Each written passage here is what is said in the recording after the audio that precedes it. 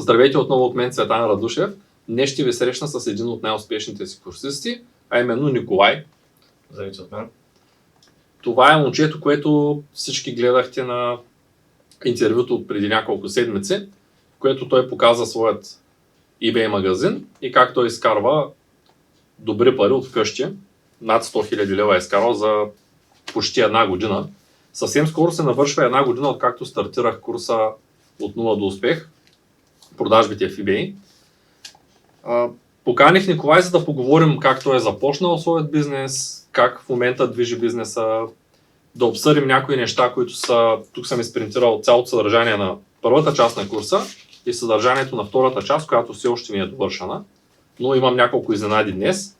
Преди това искам да ви поканя другия месец, на 5 и 6 октомври, следете страницата ми и ще видите къде в София ще проведа един безплатен семинар по онлайн търговия и по-конкретно как да се създадете собствен уебсайт. Съвсем безплатен ще бъде, но местата ще са доста ограничени, така че следете страницата ми и се запишете веднага. Предполагам, че никога няма да върнем, но залата е малка, семинарът е безплатен, заповядайте.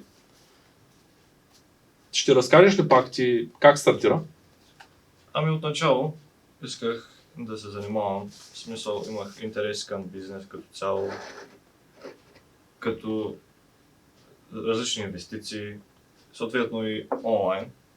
И така почнах да се интересувам от дропшипинга, още даже нямах 18, нали? И затова потърсих тебе от приятели, познати, които ми казаха, че ти се занимаваш. И така намерих, нали, този курс и успях от него да науча доста неща, които ми помогнаха да развия моя акаунт. С колко пари стартира бизнеса? Това забравих да те питам в интервюто. Ами от началото беше около няколко $100, не особено много. Зависи. А в момента колко пари ти трябват оборотни? Оборотните са доста в момента, защото оборота също е голям, нали, като цяло. Оборотните са около 5-6 хиляди долара. Добре. Всъщност искам да вметна нещо на хората, които ни гледат. Тъй като ако правиш 30 000 долара оборот в eBay, грубо имаш 2500 долара такси. И човек в началото, като стартира този бизнес, много често пита: ами аз откъде ще взема тия пари след няколко месеца, когато оборотът ми нарасне. Много е лесно, когато имаш 3000 долара оборот този месец, ти съответно си правил, да кажем, 2000 долара. Аз съветвам предния месец. Аз съветвам всички да качват оборота си с не повече от 30% на месец. Което означава, че ако покачвате оборота си плавно, те и таксите ви растат плавно. И когато eBay ви поиска таксата за предния месец, да кажем предния месец имате 10 000 долара оборот, таксата ви е 1000 долара, на вас този месец оборота ви е 15 000 долара и вече имате 1500-2000 долара нужни в PayPal, за да може да се обслужвате клиентите. Тоест се оказва, че ако човек забави таксите в eBay с месец, няма нужда да довнася постоянно пари и да търси от някъде тези 2-3 хиляди долара, както Николай в момента притежава в своят PayPal едни 2-3 хиляди долара, които всъщност са таксата от предния месец и той не е довнасял, той само тегли печалба. Работи с парите на клиентите, като цяло. Да, и с таксите от eBay, които можем да забавяме умишлено с един месец и никой не си ги търси първият месец, след издаването на инвойса. Добре, много хора коментираха, че ти си с адрес в щатите. Ще изрежеш тайната, защо си с адрес в щатите?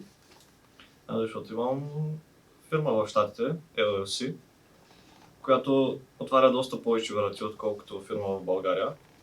В смисъл такъв, няма такива проблеми. Няма такива затваряници, проблеми с PayPal, с eBay, защото като си в щатите и с всичко ти е в щатите като цяло и съответно дейността се извършва в щатите, няма такива проблеми. Добре. И си от България, смисъл такъв, че българска фирма пък продаваш в щатите. И съвсем друго, примерно ако си с щатска фирма и продаваш в щатите. Други са привилегиите като цяло и таксите са други, да, но съответно си има своите плюсове, които са да не ти правят проблем.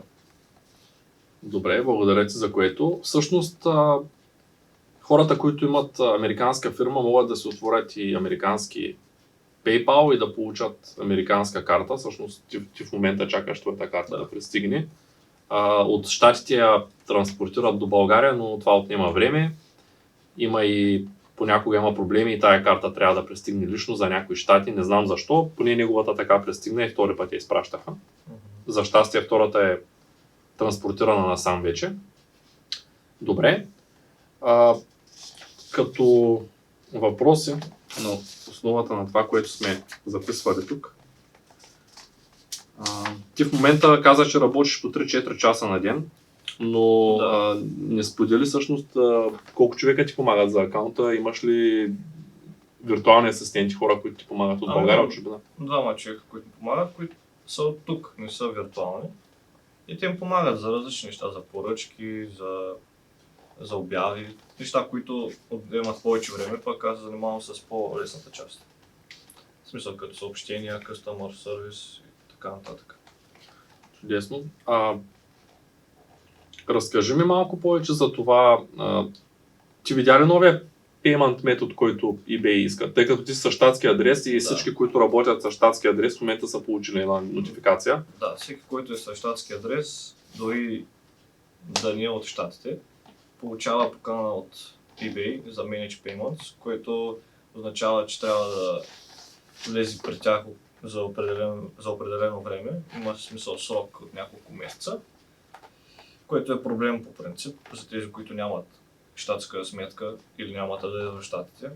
Защото там се изисква Social Security номер, който само хора, които са от щатите могат да го имат. Отделно като цяло трябва да имаш и щатска сметка, защото те искат сметка, в която там ще пращат парите. В смисъл такъв eBay отпада като цяло. Това се опитват... PayPal отпада като цяло. В смисъл такъв, че eBay иска да вземе всичко. В смисъл такъв. Те от тях да продаваш при тях и те да ти плащат директно. Защото така спестяват пари от PayPal, които държат повече такси, съответно таксите падат. Сега в момента таксите са доста повече. Примерно на PayPal таксите са около 3,7% при мен. Дори тези от началото са по 4,4%, съответно плюс 30 цента таксата. Когато влезеш в eBay Manage Payments, таксата пада на 2,9% без допълнителните 30 цента, което е доста голям плюс. Така конкуренцията ще стане по-малка. И като цяло ще си по-напред. Ще можеш да продаваш на по-ниски цени и съответно ще има по-големи печалби и отделно по-голям оборот. А какво се случва, ако не се въведеш фирмената сметка в момента? Ами ако не се въведеш, те ти дават някакъв срок в рамките на 2-3 месеца. Всеки е различно. За мен примерно беше 2 месеца. И ако не се присъединиш към този нов метод, просто ти спират достъпа, смисъл такъв, не може да се качват повече обяви. Не можеш, като цяло обявите не могат да се качват повече, но единственото, което може да се направи, тези обяви да се поддържат, като примерно сега някаква обява, примерно този стол, който ти пуснали да се продава, е вече извън стока и намирате подобен стол и вместо да трите обявата да качваш обява за новия стол, просто на тази обява сменяте описанието, сменяте снимките, слагате новия стол и пак си имате тази обява, между да е трите, между да губите обяви. Супер, това е един доста добър трик за хората, които работят с американски адрес, с цел да избегнат да плащат ДДС, които така, доколкото аз съм наясно, има доста хора без фирми, които извършват такъв тип търговска дейност в България в момента. Да. Това е временно. Съвсем скоро ще направи както направиха Секунд и всички такива хора ще имат проблеми. Затова ви съветвам да се свържете с счетоводител и да си направите онлайн бизнеса както трябва да бъде. Добре, всъщност това е един доста добър трик и за нещо друго. Това го споделям във втората част на курса. В първата просто пропуснах да го напиша. Ако някой от вашите продукти излезе извън наличност, но той има висок рейтинг и продукта за дълго време излезе извън наличност, можете да подберете друг добър продукт, на който просто да ревизирате обявата, да смените картинките и да смените описанието и тайтъла, но важното е да е в същата категория, за да запази рейтинг самия продукт. И идеално се запазва и продажбите. Да, и самия продукт започва да се продава много повече. Много често излизат такива продукти, които са били топ продукти за много дълго време извън наличност, понякога и завинаги. И поради тая причина това е нещо, което открихме преди известно време, работи чудесно и можете просто да заменяте едната обява с подобна такава на подобен продукт и по този начин да нямате out of stock, но и да не спирате продукти, които имат висок рейтинг. И отделно няма да ви трябва толкова много обяви. Примерно сега аз имам около 170 обяви, което е малко. Докато повечето хора, когато примерно някой продукт им излезе out of stock, те просто го трият, качват нов, така тази стара обява, примерно ако имала, да кажем, 50-60 продажби, тя просто изчезва и почваш на нулата. От нулата и почваш пак да градиш този продукт, да го промотираш и така нататък, което отнема време, съответно няма да има от началото никакви продажи. Пак така почваш пак на готово вече с този продукт, който вече има продажи, който вече се изкачил на първата страница и така продължаваш вълната. Няма да спираш или да почваш пак от нулата.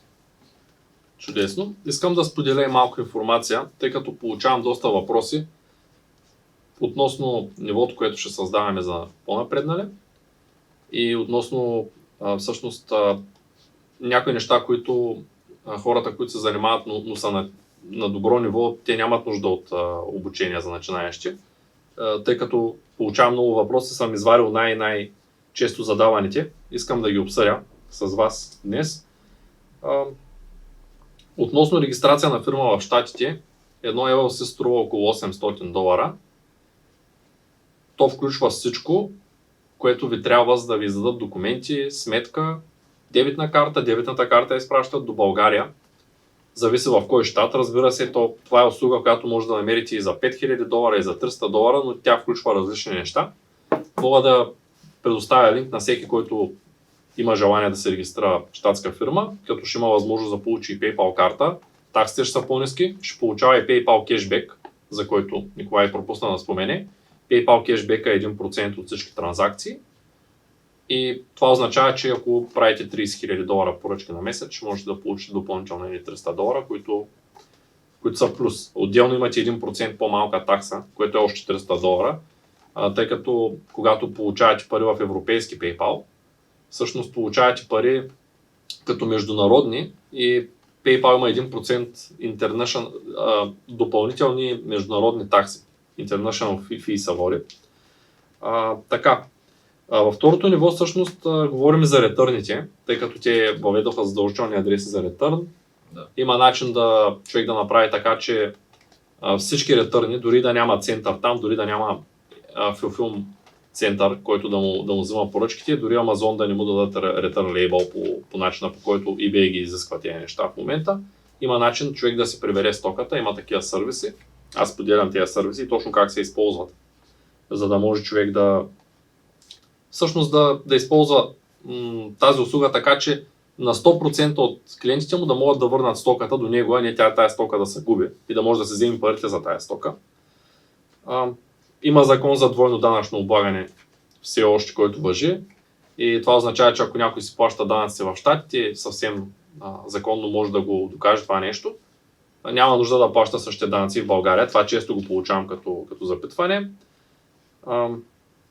Така, а проблема с Amazon акаунтите, които ги затварят, всъщност има възможност човек да пазари от Amazon и ако му затворят акаунта, просто да се направи нов. Да, Amazon ни харесват много поръчки, Amazon много често започнаха да правят проблеми, но това не означава, че не може човек да се направи 5 или 6 акаунта, които да са на фирмата, които да са с данните на фирмата, да може да пазари спокойно от Amazon. Разбира се, му трябва друга дебитна карта, което също е незаконно човек да има 5 или 6 дебитни карти към една фирма и към една сметка. Така. За гифт картите, много хора пишат по групите, че използват гифт карти. Гифт картите са съвсем законни, когато човек има документ, че ги е купил и няма проблем да се използва гифт карта. Това е просто ваучер за предплатен ваучер. Все едно човек да използва ваучер за телефон за 10 лева, който се купува от някъде, но трябва да има задължително документ за тази гифт карта. Те затова затварят и много Амазони, тъй като тия карти, кой откъде ги купува, в един момент като станат много и Амазон просто решават, че човека лъжи и му затварят акаунта. Затова ви съветвам в началото да не използвате гифт карти, поне докато не научите как да ги използвате. Иначе има доста места, откъдето могат да се купят съвсем законно, като Triple Mars, които обаче начисляват 2% такса, но пък за сметка на това може да използвате парите си в реално време За кешбек, искам да споделиш малко за кешбека, тъй като много често ме питат, ти получаваш ли кешбек в момента? В момента не, но по принцип се получава кешбек, което е доста лесно. Има много сайтове, които предлагат кешбек от около 5-10%, зависи от кой сайт. Това е доста добра печалба като цяло от кешбека. Също има и други неща като репрайсинг, в смисъл репрайсинг, прайс матч, което вече не се предлага от Amazon, но примерно ако сорсвате продукти от Home Depot, от Walmart, там прайс матч е доста добър, в смисъл такъв, че печалбата може да е дори колкото от оборота, в смисъл такъв около 50% от самия прайс матч, който пак е доста добра печалба, която е напълно законна. Аз да го разтегля малко, може ли, защото Да. така го обясняваш, че прайс матча всъщност, ако сте купил един продукт на $10, но след няколко дена той стане $7, и може да пишете на доставчика и доставчика да ви върне разликата в цената. Но това е вече за хора, които са по-напреднали, тъй като той има фирма в Щатите, има право да пазари от Home Depot, от Walmart. Walmart вече изрязаха Европа почти на 100%. Home Depot, примерно, ако пробвате да влезете в сайта, няма да допуснем въобще, защото са отрязали България като цяло. Трябва да използваш отдалечен компютър в Америка, който на теб ти предоставиха при създаването на фирмата. Те предоставят ти компютър, от който да си използваш eBay акаунта, защото когато eBay акаунта е с американски адрес и дълго време се ползва от българско IP, те някой път правят проблеми и го затварят. Да. Това е една от причините хората, които продават повече, да имат американски eBay акаунт с американска фирма, защото така вероятността да ви флагнат акаунта е много по-малка. И вероятността тя се заедат е малка, но трябва да си изкарате и временен SSN номер и фирма, което струва парички. И затова всеки съветвам да започне от българска фирма, тъй като е по-евтино. И после, когато валидира идеята и започне да изкарва пари от този бизнес, тъй като не е толкова лесно и много хора казват, аз ще се взема сега този курс за 7-8 часа активно, ще го изгледам целия курс, да кажем, за още 3 дни, защото има 2 семинара, които са може би около 15 часа общо, не съм ги смятал видеята, но са поне 15 часа, тъй като са 2 двудневни семинара, записани вътре, те са в обучението като бонус. И човек си казва, аз сега ще седна 2-3 дена пред компютъра, ще ги погледна тези неща, ще цъкна 5 бутона и ще му ударя една пачка по челото, но няма такъв вариант, няма нищо лесно, особено създаването на онлайн магазин. Това си като реалния магазин, пак трябва да градиш. Да, и тук е момента да кажа нещо, тъй като в момента виждам, че пазара се променя динамично и последната една година хората казват, аз ще продавам в собствен сайт, много искам да кажа, тук е момента да кажа към всеки един начинаещ. Чудесно е човек да продава в собствен сайт, но за да продава в собствен сайт, той трябва да може да изгради собствена потребителска пътека, да направи добър маркетинг, да разбира от копирайтинг. Ако не ги знае тези неща, да наеме дигитална агенция, която да му извърши тая дейност, да направи добър дизайн, т.е. някой да му направи добър дизайн, повечето дигитални агенции правят само реклама, да му направи дизайна, да му направи рекламите, да направи тестовите, да се отдели добър бюджет. И поради тая причина аз препоръчвам горещо, когато човек започва да се занимава с онлайн търговия и няма никакви умения по маркетинг, английския му е слаб и няма пари за по-сериозна инвестиция, препоръчвам да използва eBay. Това е причината да създам първо обучение за eBay. Тъй като в eBay има готов трафик, човек плаща такса само ако има продажба. Ако няма продажба, нищо не дължи. Докато в собствен сайт можеш спокойно да изхарчиш няколко хиляди лева за реклама, да се окаже, че conversion rate е много нисък, продукта не се котира добре, има някаква грешка в копито или пък не е оцелена правилната аудитория за маркетинга и тогава след няколко хиляди лева разходи и няколко месеца работа по един сайт, човек да установи, че е правил сайт, чрез който не може да печели кой знае какви пари, освен ако не се опита отново да вкара няколко хиляди лева следващия месец за реклама към други аудитории, която е написана по друг начин и да тества дали отново ще му тръгнат нещата. И точно поради тая причина аз съветвам всеки един начинаещ, особено който няма много оборотни пари, свободни, има да кажем $300-400, да започне от eBay, тъй като каквото и обучение да си купите по маркетинг и колкото и добре да го усвоите, на вас ще ви трябват още няколко хиляди лева, за да направите един сайт като проект, за да направите добра потребителска пътека, за да направите, да разберете кое продава вашия продукт, да проучите пазара, да направите тестове, особено ако този продукт е някакъв по-премиум, по-скъп, тогава става още по-скъпо. Ако го продавате в чужбина, става още по-скъпо, защото рекламата в чужбина е доста по-скъпа от тази в България.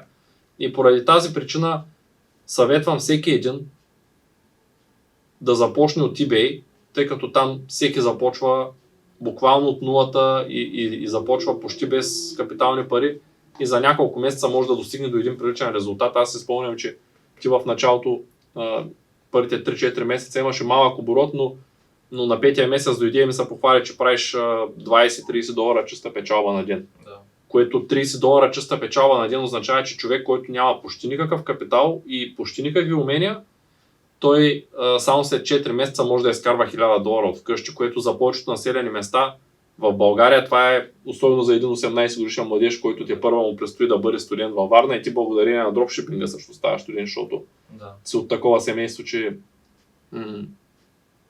по-трудно е да отидеш да учиш в друг град и да си изплащаш сам. Трябва да работиш. Трябва да работиш. Да. Е така. Ами добре, аз преди да приключим с това интервю, искам да поканя, тъй като още не е довършена втората част на курса. Виждам, че има много хора, които имат интерес към това нещо и много хора се свързаха с мен и казаха ми, може ли аз да пиша с Николай или той да ми каже как е започнал, тъй като аз се занимавам с онлайн търговия от 7 години, а ти се занимаваш от по-скоро, срещнал си ги по-скоро проблемите, минал си през тях и те искаха да се свържат с теб и искам да те поканя, ако е удобно и ако имаш желание да участваш в създанието на втората част на курса. Да, бих се радвал да помогна на хората, да помогна и на курса, в смисъл такъв, да дам информация, знанията, които съм придобил и опита, който имам. Супер, ами добре, благодаря ти за това интервю. И аз благодаря. Надявам се интервюто да ви е било полезно. Под или над видеото, зависи къде го гледате, ще намерите линк към курса, линк към видеа, които вече съм записал с безплатна информация, разбира се. И оставаме на разположение, ако някой има въпроси, можете да пишете директно под видеото. Благодаря ви и успешен ден! Благодаря и аз.